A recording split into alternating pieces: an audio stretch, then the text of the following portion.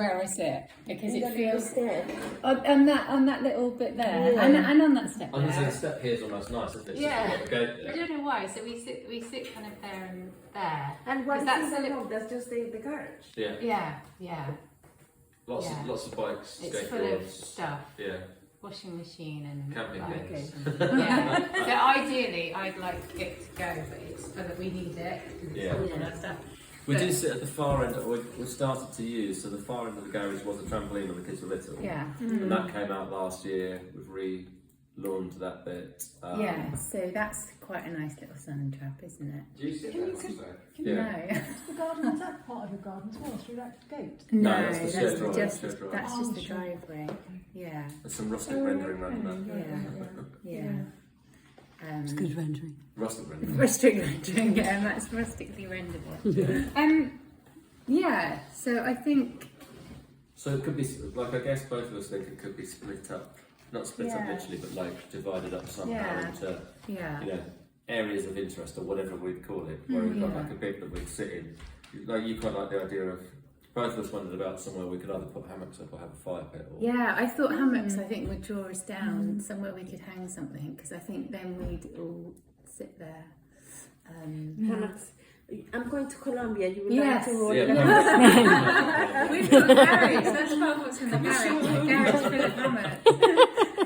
I think we've got 3 or 4 in the garage already, but different ones. We've got a couple of like classic out-kit ones, but I've got like I've got a Peruvian one, I think it is.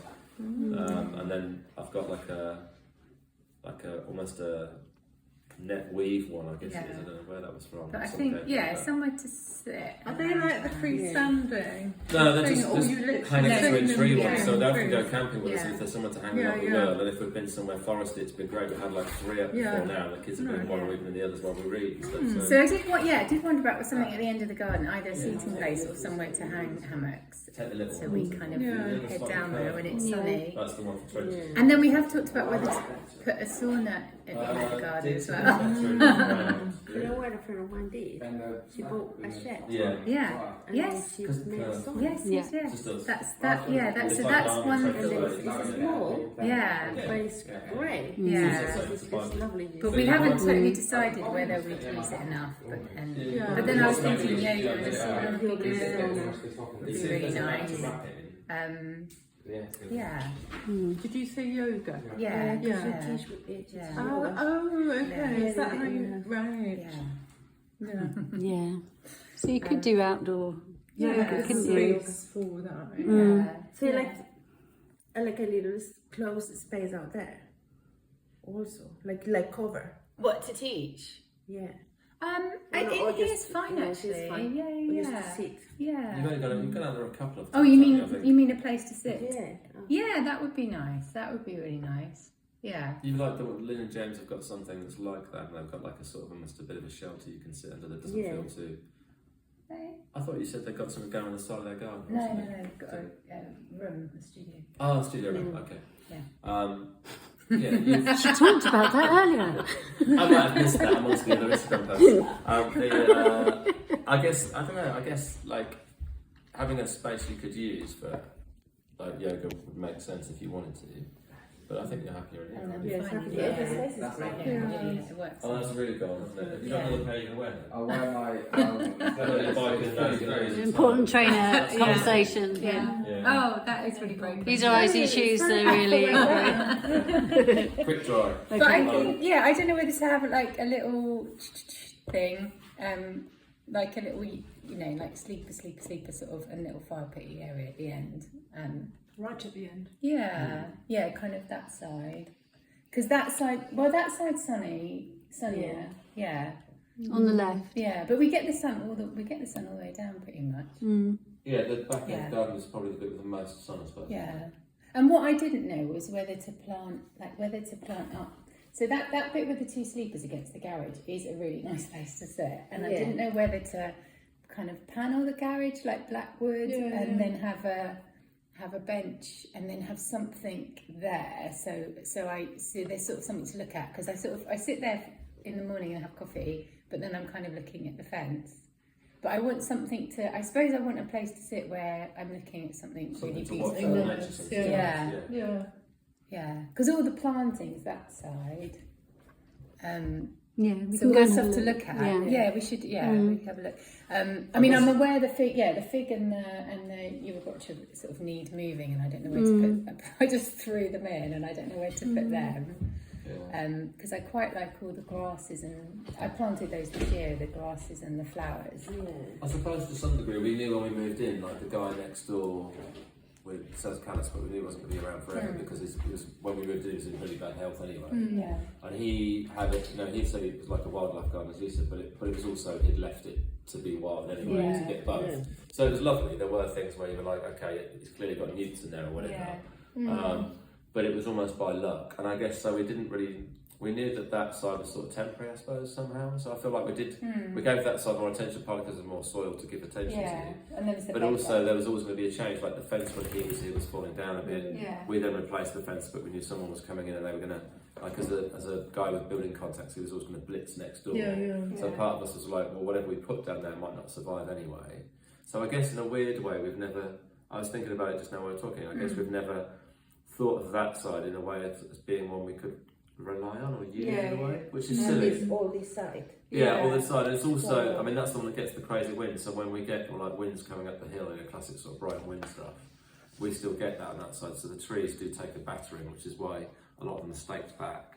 I can see. Like the silver birch survive it so well because silver birch do. They're so straight and so on. But the mimosas and things don't like it as much at all.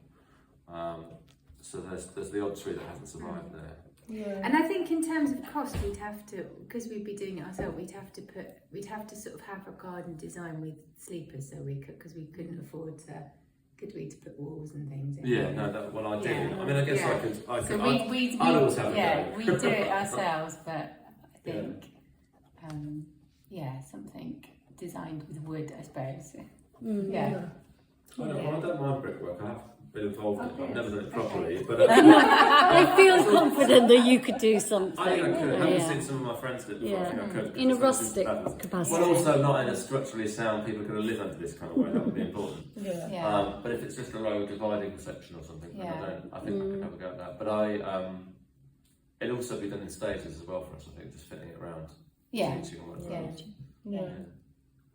You've spoken about what you want to have in the garden, structurally wise.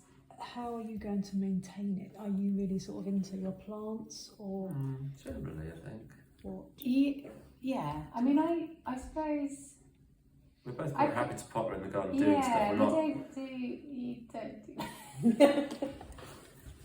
No, tell us, what does Matt I'm not to say who does all the lawn, like every time. I think.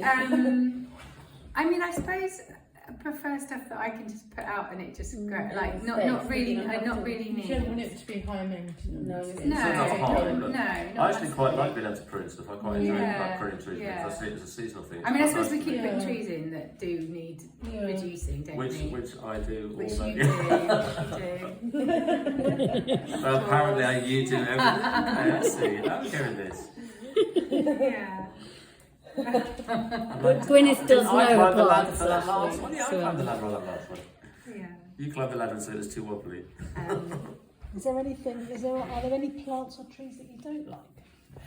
Not that's out there. I don't know whether there's some bamboo around the corner. I don't know whether to get rid of that. But no, it's not planted. It's just backed up. Everything. I like everything that's there. I actually would like more silver birches because I'm so in love with them, and I'd like more grasses. I don't want more silver birds. I really like them. I think I just don't want more of them. I don't dislike them. I wouldn't get rid of them or anything like that. I think they become quite a big feature. I feel like if you put more anywhere else, it'd be a garden of silver birches with other stuff in. Like it'd dominate too much because it's not that big a space to have silver birch section or something else. What do you think?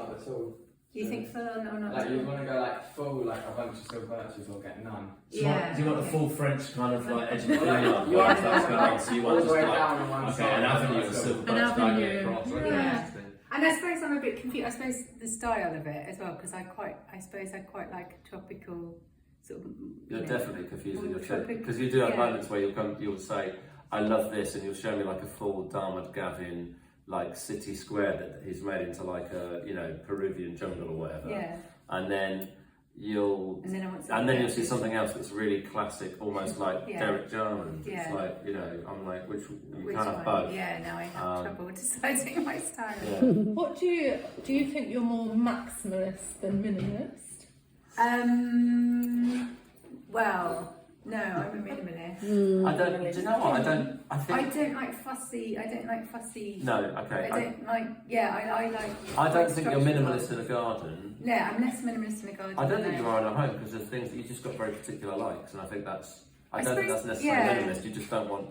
You almost don't want other people's stuff in it. I don't mean that like it's therapy. I mean like actually you've got particular taste and that's your taste. I suppose I don't like And things same like with loads of little pots, and I don't like No. kind of fussy stuff. I like quite.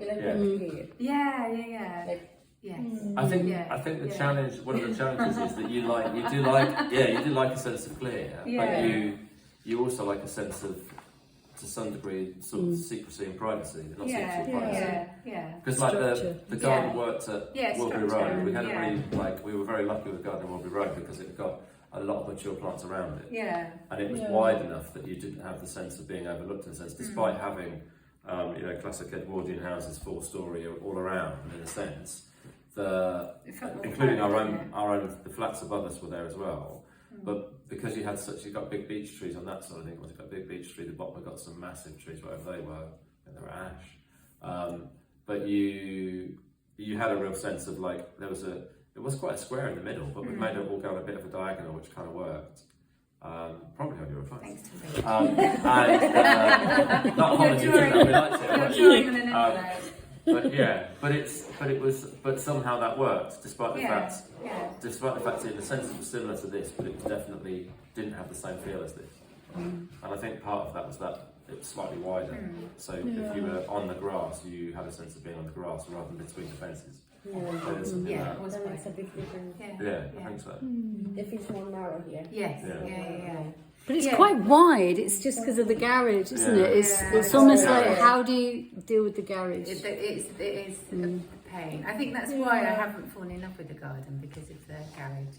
So But it might be that way around it, that if there's a point of going further into the garden, like you're drawn in, then this would be almost like a transition between the two. And at one point, we'd wondered about like changing the decking out there to look more like the boards in here somehow, and then it would be almost like if we had like a bit of a shade over the top or whatever on this, or some sort of structure over the top, would it then feel like you're going out you're just further?